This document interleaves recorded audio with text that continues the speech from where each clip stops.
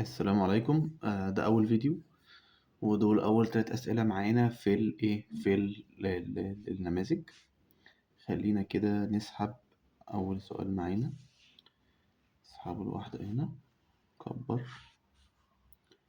تمام، ماشي. طيب، أول سؤال معايا بيقول إيه؟ بيقول which of the following statement describe a valid test object؟ يعني إيه اللي من دول، من اللي تحت دول ده بالنسبة لي، valid test object. اوكي. آه... طيب، اول خيار عندي ايه؟ بيقول لي to prove that there are no unfixed defects in the system under test. طبعا الاختيار ده غلط، ده غلط معايا. ليه؟ من مبادئ التستنج ان انا بظهر ان في بجات، مش ان انا ما اظهرش ان مفيش بجات. لا، انا مهمتي ان انا موجود هنا. ليه موجود هنا؟ عشان اظهر لك او اقول لك ان ان في بجات موجوده فين في السيستم. لو عاوزين بقى نرجع ونشوف البرنسبل ده، سوري،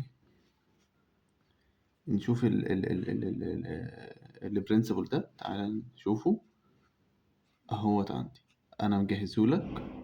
طيب، بيقول لي ايه؟ بيقول لي ده عندك في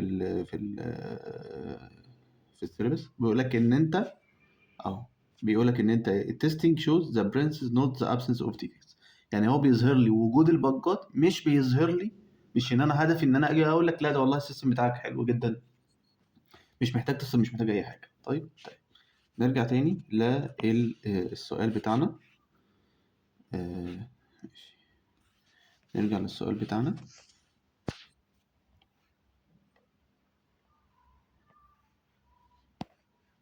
ماشي. طيب، يبقى ده اول اختيار احنا شفناه اهو. تاني اختيار ايه بقى؟ بيقول لك ايه؟ بيقول لك to prove that there will be no failures after the implementation into production. يعني ده الاختيار ده ممكن يكون تريكي بالنسبه لبعض الناس، اللي هو حته ان انا والله انا بتست عشان ابروف ان مفيش فيلير هتظهر بعد ما نطلع برودكشن. طبعا الاختيار ده برضو غلط. الاختيار ده برضو غلط معايا. ليه؟ ما ينفعش اقول ان انا لما اطلع برودكشن مش هيظهر فيليرز. ليه؟ لان انا البرودكشن دي ممكن عادي جدا، عادي جدا يظهر عندي بجات عادي. اصل ليه؟ هيبقى مستخدمين حقيقيين، هيبقى لود حقيقي، كل حاجه هتبقى مختلفه، فعادي جدا ان هو هقول لا ممكن يظهر باجز عادي. دايما انت مش هدفك ان انت تقول، انت هدفك ان انت تخلي السيستم على قد ما تقدر، السيستم الكواليتي بتاعته عاليه، ان هو خالي من الباجز. تمام. تمام. نيجي في تالت واحده بتقول to reduce the risk level of the test objective and to build confidence in the quality. بالظبط، هو ده السؤال الصح، او هو ده السوري، هو ده الاجابه الصح. الاجابه الصح عندي هي دي. دي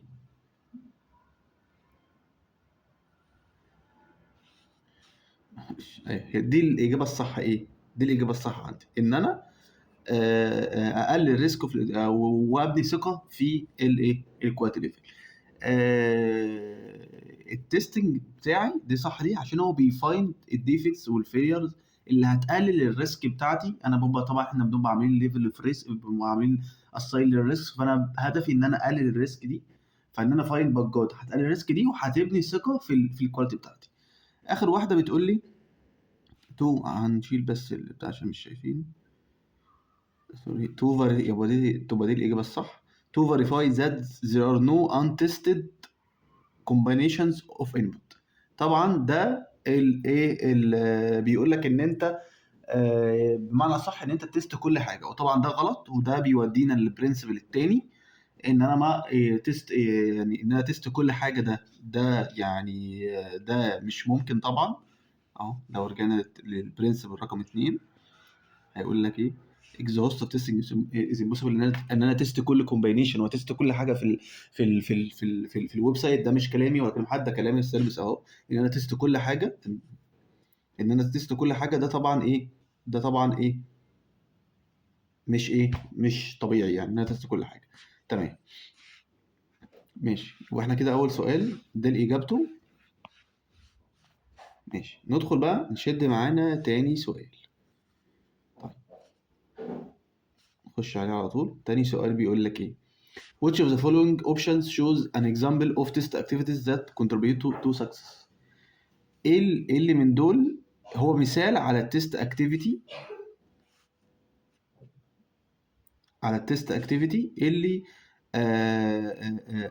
اللي بتكونتريبيوت تو ايه؟ تو سكسس. ماشي، اول حاجه عندي ايه؟ having testers involved during various software development life cycle activities will help detect defects in work product. اكيد دي صح، دي صح. ان انا يبقى عندي تيسترز موجودين في بدايه المشروع خلال السوفت وير ديفلوبمنت لايف سايكل، ده طبعا هيبقى انا هديتكت الديفكتس بدري، هسيف التايم والكلام ده كله اللي انتوا عارفينه، فدي اجابه صح. نكمل برضه الاجابات الثانيه نشوف ليه هم غلط. تيستر تراي نوت ديستريبيوت ذا ديفلوبر، لا طبعا ده يعني مش محتاج اكمل ان انا يعني، لا احنا الاثنين بنشتغل في في بيئه واحده وفي بيئه عمل واحده، فلا احنا ما فيش حاجه اسمها ان انا ما ازعجهمش، لا احنا مش بنزعج بعض، احنا الاتنين بنشتغل عشان ايه؟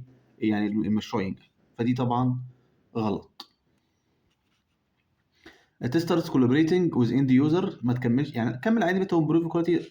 دي طبعا اول حاجه احنا الاند يوزر مش بيكو كولابريت معانا عشان ان هو نثبت ان كواليتي، لا احنا الاند يوزر ده في اخر مرحله جدا هم اللي بيتستوا، لا احنا مش بنكولابريت معاهم، احنا بنكولابريت مع كل يعني انذر تيمز مش مع الاند يوزر.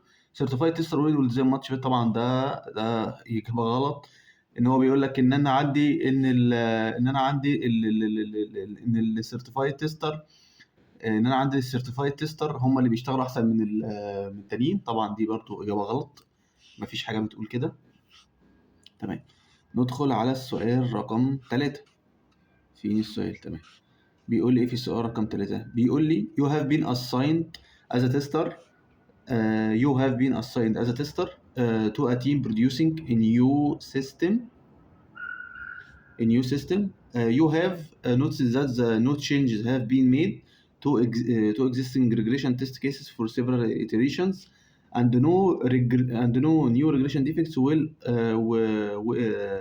were identified. Your manager is happy, but you are not.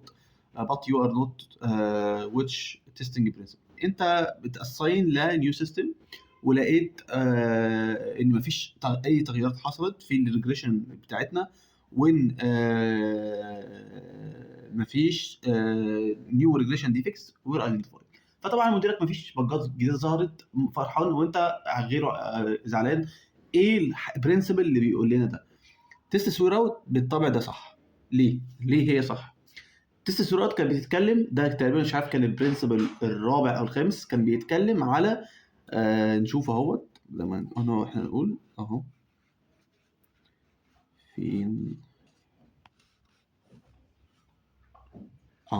ايوه الخامس، ان احنا تيست سوير اللي احنا كل ما نكرر نفس التيست كيس ما تتوقعش ان انت هتلاقي بجات جديده بنفس التفكير بنفس التيست كيس المتكرره، لازم تغير تيست كيسز دي عشان تقدر ان انت تلاقي بجات.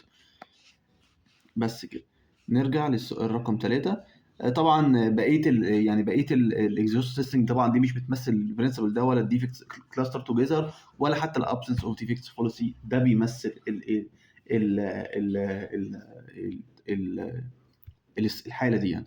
كده اول 3 اسئله خلصوا، يا رب اكون يعني قدرت ان انا افهمهم لكم، واستنوا ان شاء الله في 3 اسئله تانيين، ولازم لما تيجي تحل بنفس النظام، تعرف الصح صح ليه والغلط غلط ليه. واستنوا ان شاء الله في فيديو جديد.